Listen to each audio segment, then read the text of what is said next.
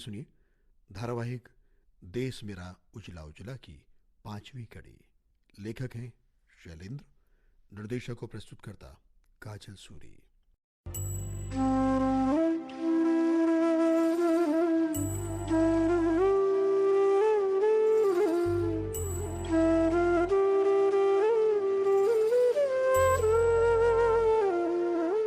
धारावाहिक देश मेरा उजला उजला के पिछले भाग में आपने सुना अदिति को जय फोन पर सूचना देता है कि उनका एमबीए का रिजल्ट आ गया है। जय ने कंपनी ज्वाइन कर ली है, लेकिन अदिति अपने स्वच्छता अभियान के कारण अभी कुछ समय गांव में ही रहना चाहते हैं। अदिति पास की एक बस्ती में वहां शुद्ध पानी की कमी और दूषित जल की समस्या देखकर तय करती है कि वो शहर जाकर जिला अधिकारियों से मिलेगी। अदिति के पिता हरिशंकर की विपिन के बारे में कोई अच्छी राय नहीं है, लेकिन उनकी पत्नी रामेश्वरी उनका विरोध करती है और विपिन को अभियान में जोड़ने के लिए बेटी को और उत्साहित करती है। अब आगे।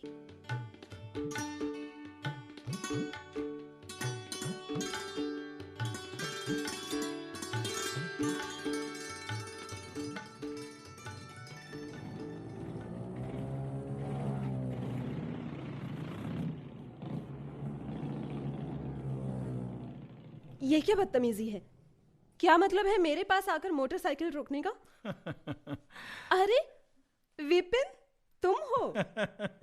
मैंने समझा कोई। हाँ, तुमने सोचा कोई लफंगा है।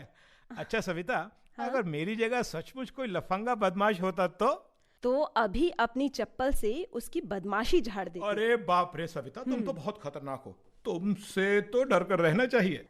विपिन, लफंगे बदमाशों के लिए हर लड़की को खतरनाक बनना चाहिए, तभी वे सीधे रास्ते पर आएंगे।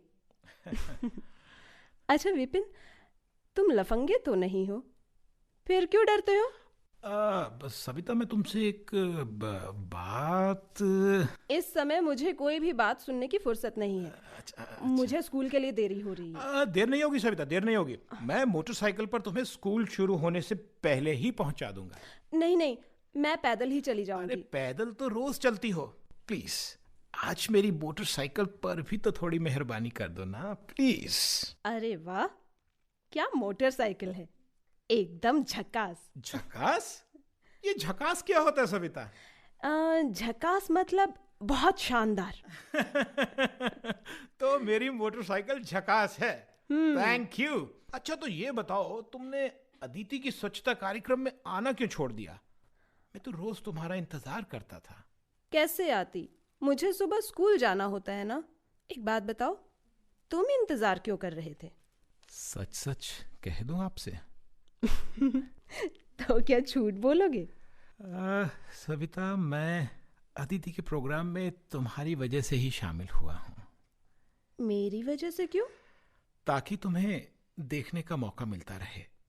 मैंने पहले भी जब कभी तुम्हें देखा, मेरा मन हुआ कि तुम्हें बार बार देखूं। मुझ में ऐसा क्या है? जैसी और लड़कियां हैं वैसी ही तो हूँ। नहीं, तुम वैसी नहीं हो। तुम तो सबसे अलग हो। झूठे कहीं के। बाकी बातें फिर करेंगे, अब मुझे जल्दी से स्कूल पहुंचा दो। हाँ, अभी लो, बैठो, आओ।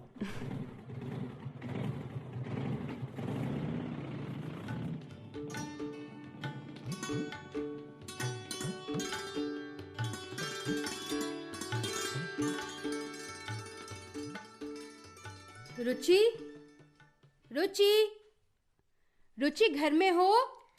अरे अदिति दीदी, आप आइए। नमस्ते दीदी। नमस्ते नमस्ते। अंदर चलिए दीदी। हाँ चलो। तुम कई दिनों से आई नहीं, क्या बात है? तबीयत तो ठीक है? मैं तो ठीक हूँ दीदी, पर मेरी माँ को बुखार था। ओह, इसलिए मैं स्कूल भी नहीं जा पाई। अच्छा, अब उनकी तबीयत कैसी है? आज सुबह से बुखार नहीं है। नंदन भैया उन्हें डॉक्टर के पास लेके गए हैं। अच्छा, रुचि, तेरा घर देख सकती हूँ? दीदी, आप मेरे ही घर में बैठी हैं। मेरा मतलब है तेरा पूरा घर, दूसरा कमरा, रसोई वगैरह सब। बस ये एक कमरा ही हमारा घर है। एक छोटी सी रसोई भी है। आइए आपको रसोई दिखाऊं, आइए ना। हाँ, आओ चलें। अरे रुचि, तुम्हारा घर कितना साफ सुथरा है। कौन करता है सफाई? तुम्हारी माँ? माँ को तो सुबह सुबह काम करने जाना होता है, सफाई मैं करती हूँ। और घर के बाहर वाली जगह? वो भी मैं ही करती हूँ, उसमें ज़्यादा समय थोड़ी लगता है। मैंने अभी आते हुए देखा, बाहर भी एकदम साफ सुथरा है। देखकर बहुत अच्छा लगा मुझे। दीदी, घर साफ सुथरा रहे और बाहर गंदगी फैली हो तो समझो सफाई अधूरी ही रह गई। ये लड़की गरीब है, लेकिन इसकी स्वच्छता के संकल्प ने ये साबित कर दिया है कि गरीबी का गंदगी से कोई संबंध नहीं है। गरीब परिवारों के घर भी जरा सी कोशिश से साफ और स्वच्छ रह सकते हैं। दीदी, आप बैठिए, मैं आपके लिए चाय बनाती हूँ। अरे नहीं नहीं रुचि, किसी दिन तुम्हारी माँ से मिलने आऊंगी, तब चाय पीऊंगी। अभी चलती हूँ मेरी गुड़िया सी बहन। तुझे बहुत बहुत बहुत सारा प्यार।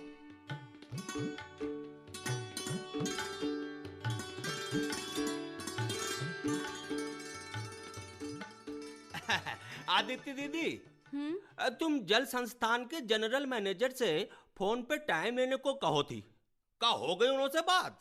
हाँ, उन्होंने हमें परसों मिलने के लिए कहा है। मिलने को टाइम कौन सा बताया? मंटू, उन्हें मालूम है हम गांव से आएंगे, थोड़ा समय लग सकता है। शायद यही सोचकर उन्होंने हमें किसी भी समय मिलने की अनुमति दे दी। दीदी, मैंने कई लोगों से सुना, आजकल दफ्तरों के बाबू लोग और अफसर पब्लिक से अच्छी तरह व्यवहार करने लगे हैं। हाँ। पब्लिक का काम भी कर देवे। पता नहीं प्रधानमंत्री जी ने उनके कान में क्या फूंका।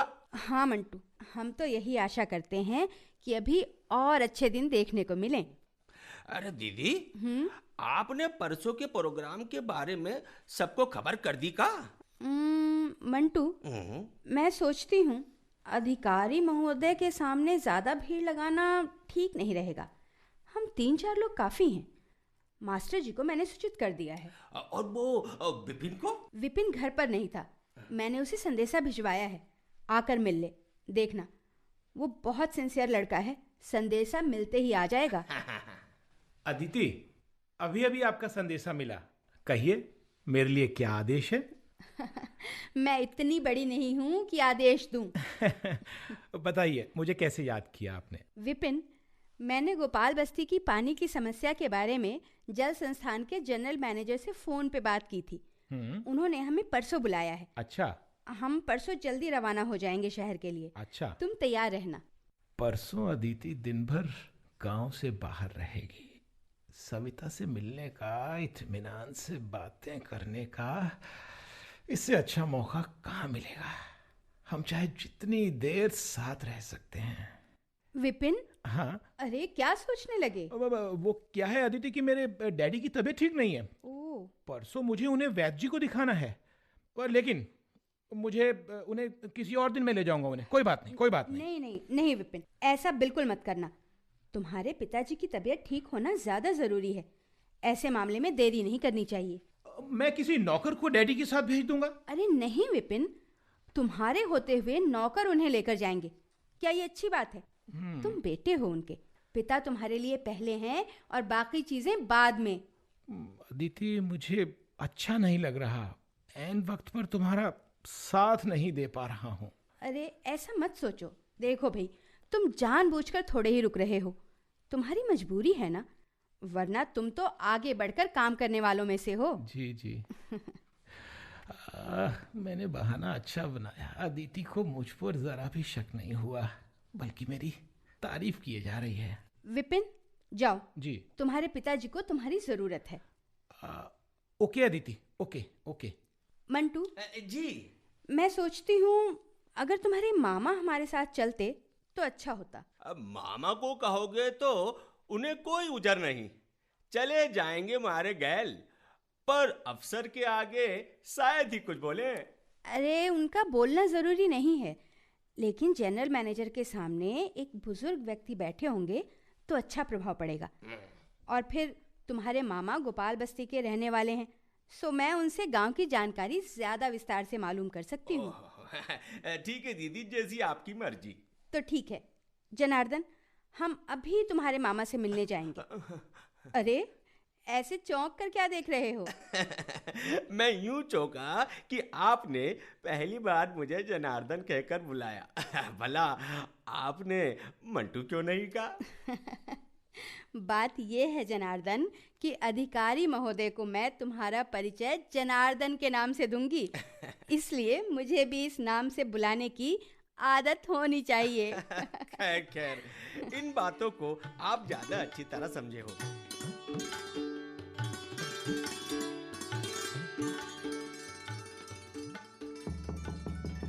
कम इन। नमस्कार सर। नमस्कार, आइए आइए बैठिए। सर, मेरा नाम अदिति है। ये मेरे साथी जनार्दन शर्मा हैं और ये गंगाराम जी हैं। हम लोग पृथ्वीपुर गांव से आए हैं। मैंने ही आपसे फ़ोन पर समय मांगा था। क्या नाम बताया आपने अपना? जी, अदिति। अदिति, हाँ हाँ हाँ, याद है याद है। बताइए, आप लोग किस सिलसिले में मेरे पास आए हैं? सर, मैंने इसी वर्ष MBA किया है, लेकिन जॉब शुरू करने से पहले मैं कुछ समय अपने गांव की स्वच्छता को देना चाहती हूँ। अच्छा। इसी स्वच्छता अभियान के तहत हम अपनी एक बस्ती में पानी की स्वच्छता की समस्या लेकर आपके पास आए हैं। हाँ श्रीमान जी, 1 साल पहले गांव वालों की शिकायत करने पर आपके जल संस्थान के इंजीनियर साहब वहां आए थे। उन्होंने सारे हालात अपनी आंखों से देखे, लेकिन उसके बाद आपके कार्यालय द्वारा कोई कार्यवाही नहीं की गई। जी सर, तब से आज तक गांव वालों की परेशानी कई गुना बढ़ गई है। बस्ती का क्या नाम है? गोपाल बस्ती। गोपाल बस्ती जी। ठीक है, मैं अभी गोपाल बस्ती की फाइल मंगवाता हूँ। सकुजा जी। जरा मेरे रूम में आओ।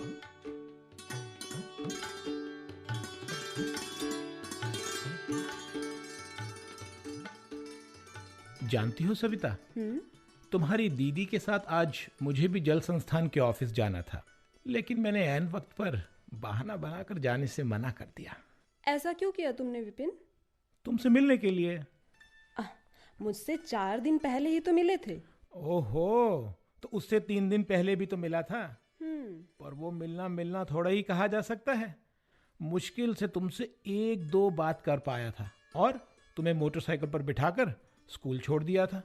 तो क्या इतना काफी नहीं है? आज पहली बार तुमसे जी भर कर बातें करने का मौका मिला है। अच्छा है, ऐसा मौका ना ही आए। दिल से कह रही हो? अच्छा सविता, हाँ? एक बात बताओ, पहले तुम मुझे लफंगा बदमाश समझती थी ना? देखो सच सच बता ना, बिल्कुल सच। हाँ बिल्कुल वैसा तो नहीं, हाँ? पर उतना भला भी नहीं समझती थी। अच्छा। विपिन, हाँ? अब चलते हैं, दीदी शहर से लौटने वाली होंगी। अरे अभी कहाँ, अभी तो अफसरों के साथ बातचीत भी पूरी नहीं हुई होगी। ओहो। हाँ।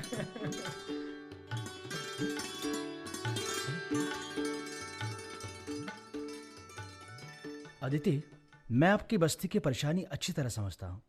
वहाँ के हालात सचमुच चिंताजनक हैं।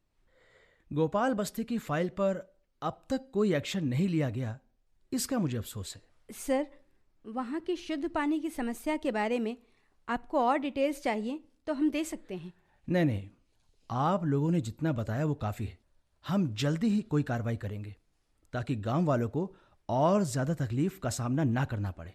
सर, आपने हमारी बात इतने ध्यान से सुनी और जल्दी कार्रवाई करने का आश्वासन दिया, इसके लिए आपका बहुत बहुत धन्यवाद। अरे अदिति, मुझे ये देखकर खुशी हुई कि एक MBA लड़की अपनी सुख सुविधा छोड़कर गांव की स्वच्छता के प्रति इतनी चिंतित है। मैं तुम्हारी सराहना करता हूँ। तुम्हें बहुत बहुत शुभकामनाएं। धन्यवाद सर, बहुत बहुत धन्यवाद। अब आज्ञा दीजिए। ओके।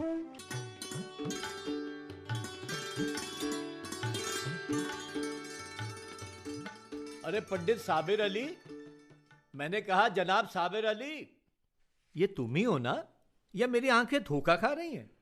अस्सलाम वालेकुम। वालेकुम सलाम। रविशंकर भाई, ऐसा क्यों कह रहे हो? क्योंकि तुम हमारे घर के सामने से ऐसे गुजर रहे हो जैसे कोई अनजान आदमी जा रहा है। भाई हो सकता है तुम किसी जरूरी काम से जा रहे हो, पर छिन भर रुक कर अपने हालचाल तो बता जाते। रविशंकर भाई, मैं किसी ज़रूरी काम से नहीं जा रहा, लेकिन पता नहीं मैं किस धुन में था कि तुम्हारे घर की तरफ ख्याल ही नहीं गया। माफ़ी चाहता हूँ भाई। अब भाई माफी मांगकर मुझे शर्मिंदा ना करो। अगर जल्दी में ना हो तो आओ, बैठो 2 घड़ी। नहीं, मैं फिर कभी आऊँगा, चलता हूँ। साबिर भाई जरा रुको तो। हाँ, बोलो। साबिर भाई, क्या बात है, तुम कुछ संजीदा लग रहे हो। साबिर भाई, तुम्हारी चुप्पी इस बात की ताकीद कर रही है कि तुम किसी परेशानी में हो। बात क्या है? अरे भाई मुझे बताओ। क्या बताऊं रविशंकर भाई, मेरे मामू की नातिन की एक आंख में अचानक फूला आ गया है, जिसकी वजह से उसे उस आंख से कम दिखने लगा है। फूला? हाँ, तुम्हारा मतलब है उसकी आंख में सफेद सा दाग आ गया। हाँ वही। अभी तो बच्ची 7-8 साल की है, कहीं आगे चलकर उस आंख से दिखाई देना बंद ही ना हो जाए। और भाई ऐसा होना नामुमकिन भी तो नहीं है। भाई ये तो सचमुच चिंता की बात है। बच्ची को ये तकलीफ हुई कैसे? दरअसल 2 साल पहले उसकी आंखें दुखनी आई थी। गांव में एक छोटी सी नहर है। गांव वाले उसमें इधर उधर का कचरा डाल देते हैं, नहर में कपड़े भी धो लेते हैं। बस इस वजह से उसका पानी अक्सर गंदा रहता है। ना समझ बच्ची नहर के पानी से अपनी दुखती आंखें धोती रही। उसके माँ बाप ने भी इस बात पर ध्यान नहीं दिया। आंखों की तकलीफ तो खैर दवा डालने से धीरे धीरे दूर हो गई, लेकिन बच्ची की आंख में फूला पड़ गया। गांव वालों की गलती का खमियाजा एक निर्दोष बच्ची को भुगतना पड़ रहा है। क्या जरूरत है नहर के पानी को गंदा करने की? पता नहीं हम लोग कब स्वच्छता की कीमत समझेंगे। और बच्ची के माँ बाप की ना समझी देखो, ना उन्होंने बेटी को साफ सुथरा रखने की कोशिश की और ना ही उसे कभी सफाई का सबक सिखाया। ठीक कह रहे हो साबिर भाई, बच्चों को सफाई के बारे में बताना माँ बाप की जिम्मेदारी है।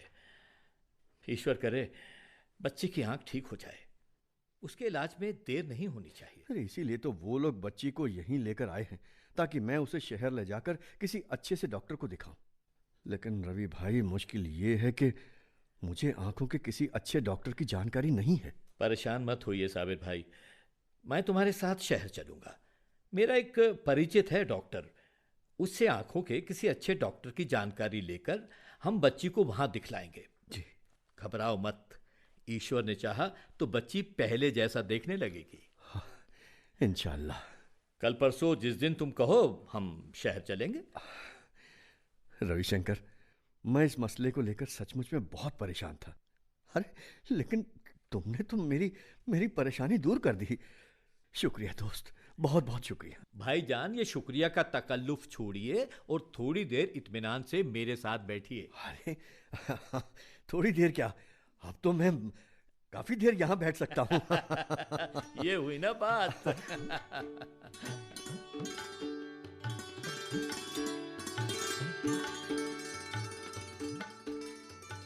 अदिति, अरे अदिति, देख तो तेरी चिट्ठी आई है। चिट्ठी? मेरी चिट्ठी? अरे तू खुद ही देख ले। ले। हाँ, दो। किसकी चिट्ठी है? माँ, मैंने अपनी कंपनी को लिखा था मैं कुछ दिन बाद ज्वाइन करूंगी। उसका जवाब है, वो लोग मान गए हैं। अरे अच्छा था नौकरी ले लेती, आजकल नौकरी आसानी से कहाँ मिलती है। माँ तुम चिंता मत करो, मेरी नौकरी कहीं नहीं जाएगी, बस थोड़े से दिनों की बात है। अरे हाँ माँ, मुझे पुणे जाना है। लो, ये भली कही तूने, नौकरी पर जाने के लिए मना कर दिया और पूना जाने को तैयार हो गई। अब ये बता किस लिए जाना है पूना? मेरे इंस्टीट्यूट के एक साथी का फ़ोन आया है, उसने बताया कि 10 दिन बाद हमारा कन्वोकेशन है।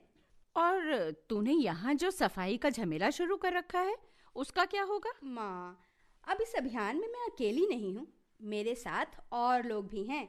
मेरी गैर हाजिरी में भी वे संभाल लेंगे। तो अब उन्हें ही संभालने दे, तू अब नौकरी पर जाने की सोच। नौकरी तो करनी ही है माँ, बस थोड़े दिन बाद कर लूँगी।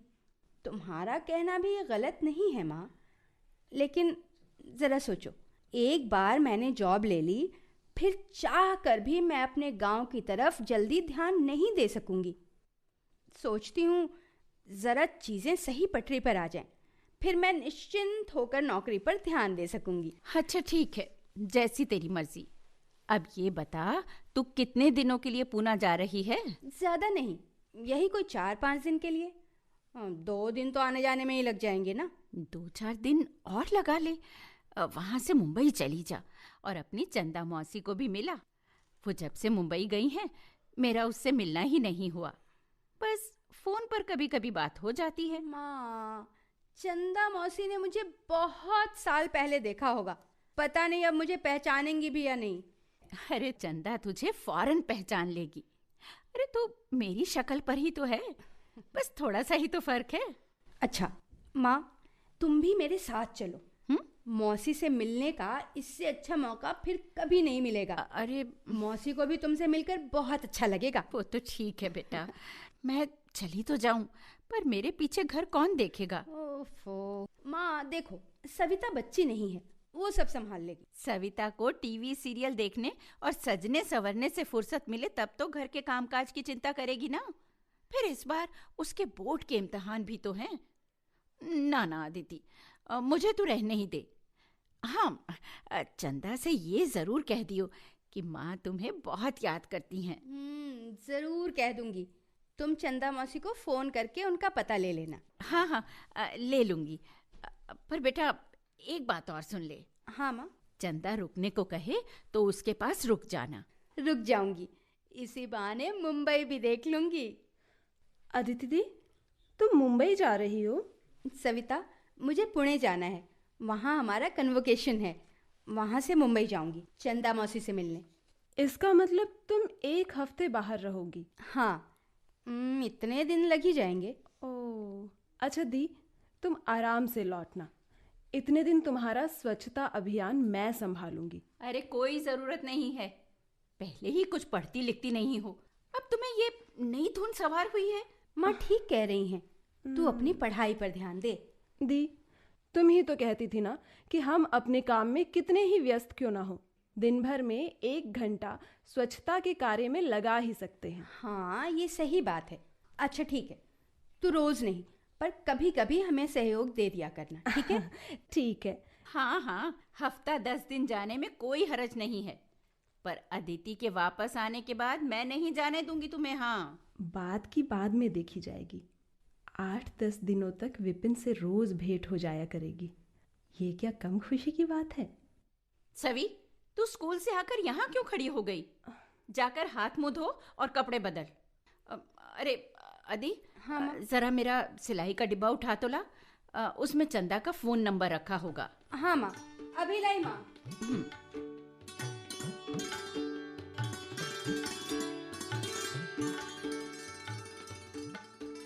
दादी जी, समझने की कोशिश कीजिए। देखिए, कोई काम करना हो तो उसमें खर्चा तो होता ही है। विपिन बेटा, अरे खर्चा कहीं रुकता भी तो होगा। ओ डैडी, अरे तूने तो खर्चे को नदी का पानी बना दिया, जो कहीं रुकने पर ही नहीं आता है।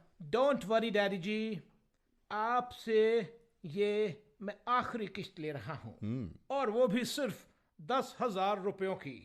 लाइए, दीजिए रुपए जल्दी। दूंगा मेरे लाल 10,000 भी दूंगा। पर ये तो बता, मेरा काम कब होगा? होगा डैडी जी, होगा, जल्दी ही होगा। आप ही तो कहते हैं ना, सहज पके सो मीठा होए। जल्दबाजी में किया गया काम कच्चा रह जाता है डैडी। हाँ, मैं उस लड़की को ऐसा सबक सिखाना चाहता हूँ ताकि वो आपका नाम लेते हुए भी घबराए। बस आपको थोड़ा धीरज रखना होगा डैडी। बेटा, धीरज तो उसी दिन खत्म हो गया था जब उस बित्ते भर की छोकरी ने सभा बुलाकर लोगों को अपनी तरफ कर लिया था डैडी। और मेरे आदमी दुम दबाकर वहां से भाग आए थे। और तो और उस नामुराद प्रधान ने भी कुछ नहीं किया जिस पर मुझे पूरा भरोसा था। वो ये भी भूल गया कि उसे ग्राम प्रधान बनाने में मेरा कितना हाथ था। वो भी नमक हराम निकला। अरे किस नमक हराम की बात कर रहे हैं चौधरी साहब? किसने आपके नाम को झुटलाया, जरा हमें भी तो बताइए। अरे प्रधान जी, आइए। विपिन बेटा तू अंदर जा। प्रधान जी, मैं अपने उन मुफ्तखोर नौकरों से परेशान, थैले भर का काम नहीं करते। डैडी जी मेरी चीज। अरे बेटा मेरी तेरी चीज। बेटा तेरी चीज तुझे मिल जाएगी। जा जा जो अंदर जा जा जाकर बेटा कुछ खा पी ले बेटा। जा जा जा जा। चौधरी साहब, बड़ा बोलने से भगवान बचाए, लेकिन मैं आपका एहसान कभी नहीं भूलता। अब देखिए, आपने जरा सा इशारा किया और मैंने आओ देखा ना ताओ आपका पुश्ता बनवा दिया। अरे वाह भाई, अब आपके नदी किनारे के खेत पूरी तरह सुरक्षित है। अच्छा ये बताओ कि पुश्ते के मद में मेरी तरफ कुछ पैसा निकलता हो तो संकोच मत करना है। अरे चौधरी साहब, आपको कुछ खर्च करना पड़े तो भला मैं ग्राम प्रधान किस बात का है? प्रधान ने मेरा बहुत पैसा बचा दिया। आदमी वफादार है। अच्छा हुआ मैंने इसे अपनी नाराजगी नहीं जताई। प्रधान जी जी भाई देखो, तुम्हें मेरे पुश्ते की, मेरा मतलब गंगा मैया की सौगंध है। आज चाय पीकर जरूर जाना है। बस मैं अभी आया।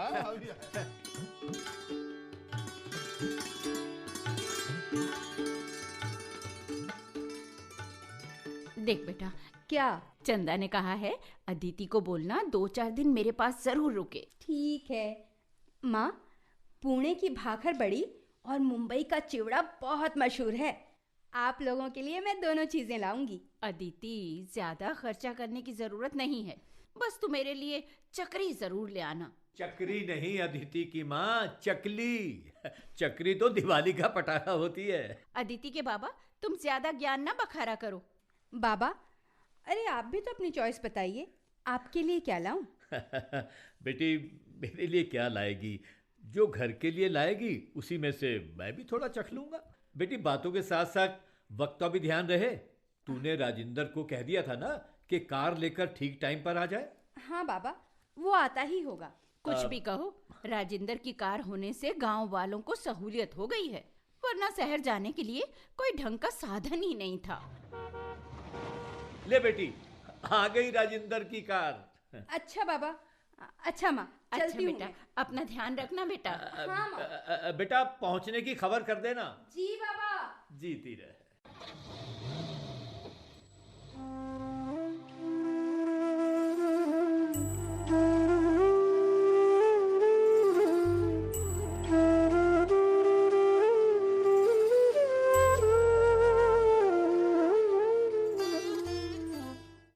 देश मेरा उजला उजला।